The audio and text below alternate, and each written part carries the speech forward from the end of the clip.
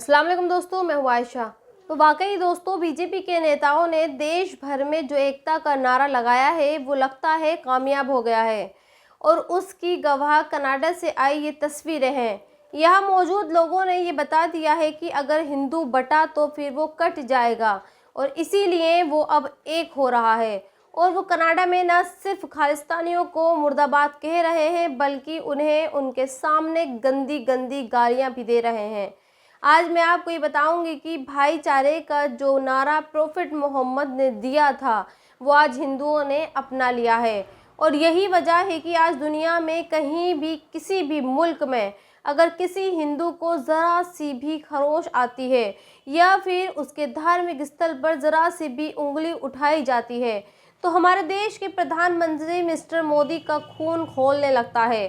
जबकि देश के अंदर मुसलमानों को हर रोज़ कहीं ना कहीं मारा जाता है, हर रोज़ कहीं ना कहीं मस्जिदों पर हमले होते हैं, लेकिन यही मिस्टर मोदी उन हमलों पर खामोश रहते हैं।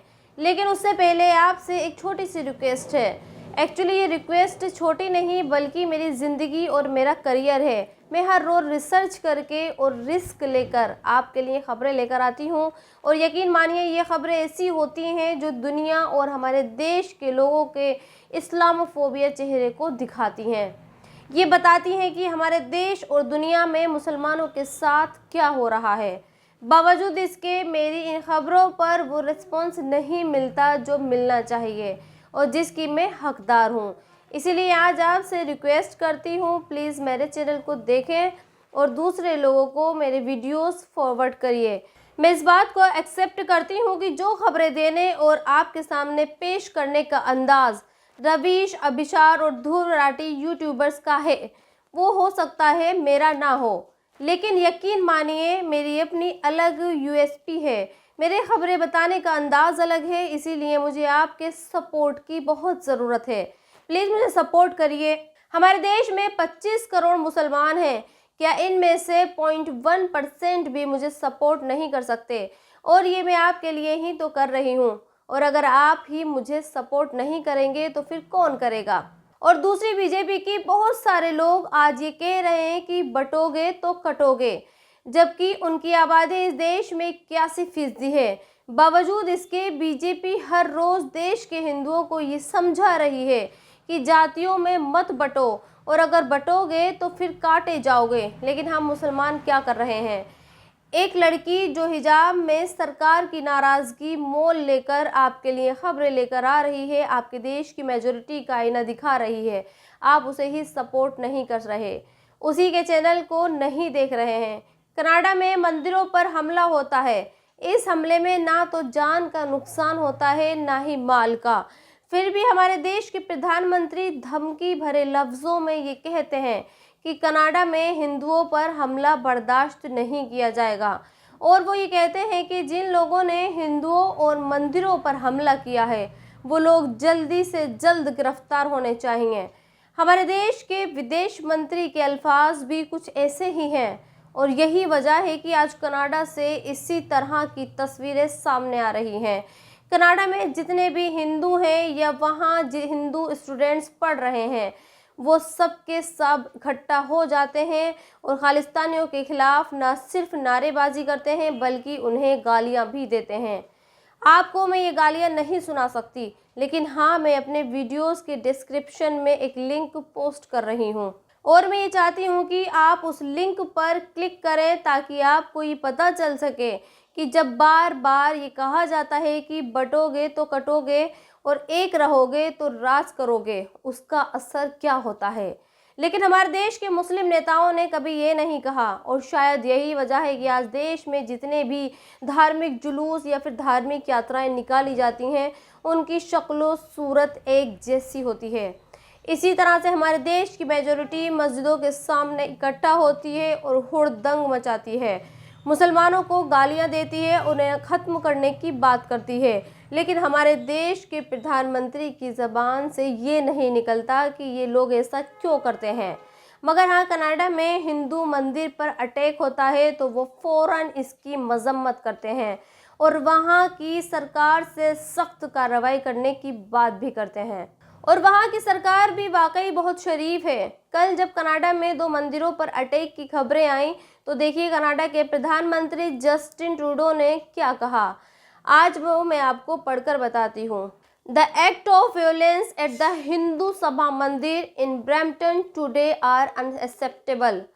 Every Canadian has the right to practice their faith freely and safely. We are investigating this incident.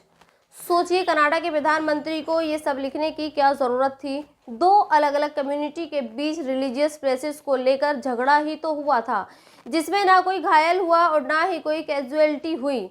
बावजूद इसके कनाडा के प्रधानमंत्री मीडिया के सामने आते हैं और इस तरह का बयान देते हैं और पूरे मामले की जांच की भी बात करते हैं।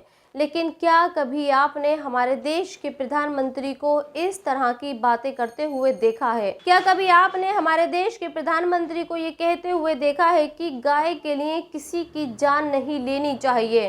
क्या कभी आपने हमारे देश के प्रधानमंत्री को ये कहते हुए देखा है कि गाय के लिए किसी की जान नहीं लेनी चाहिए? क्या कभी आपने हमारे देश के प्रधानमंत्री को ये कहते हुए देखा है कि हिंदुओं को मस्जिदों के सामने अपने त्योहार नहीं मनाने चाहिए? और क्या कभी आपने अपने देश के प्रधानमंत्री को ये कहते हुए देखा है कि मुसलमानों का इकोनॉमिकली बॉयकॉट नहीं करना चाहिए? क्या कभी आपने हमारे देश के प्रधानमंत्री को ये कहते हुए देखा है कि लव जिहाद जैसी कोई चीज़ नहीं होती है?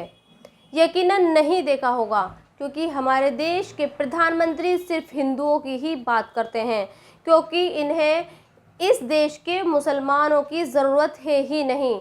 और वो ये भी जानते हैं कि इस देश का मुसलमान कभी उनका पॉलिटिकली कोई नुकसान नहीं कर सकता, क्योंकि मुसलमान कभी एक होकर किसी एक पार्टी को वोट दे ही नहीं सकता। वो हमेशा बटा है और बटा ही रहेगा, जबकि हिंदू आज एक हो चुका है। और यही वजह है कि आज उसे दुनिया के किसी भी कोने में ज़रा सी खरोश भी आती है तो फिर उस देश की सरकार कनाडा के प्रधानमंत्री की तरफ सफाइयाँ देती है।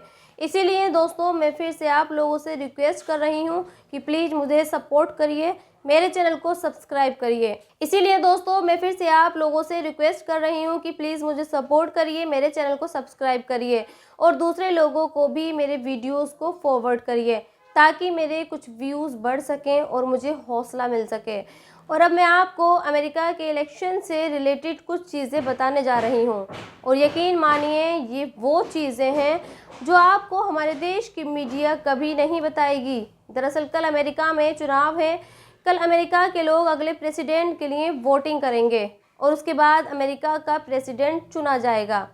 आपको तो ये पता होगा कि प्रेसिडेंट का ये इलेक्शन डोनाल्ड ट्रंप और कमला हैरिस के बीच लड़ा जा रहा है।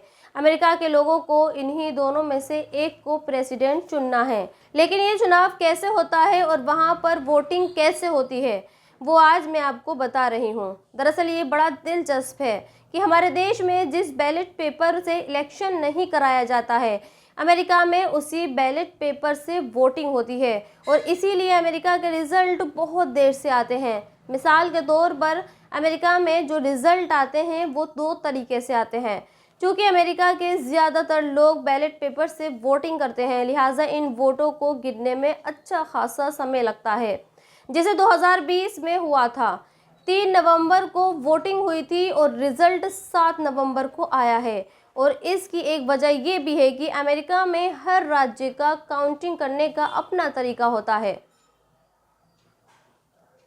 जैसे हमारे देश में होता है कि काउंटिंग की जिम्मेदारी इलेक्शन कमीशन की होती है, लेकिन अमेरिका में हर स्टेट अपने हिसाब से काउंटिंग करता है और जब उसकी काउंटिंग पूरी हो जाती है तब वो उसे आगे फॉरवर्ड करता है।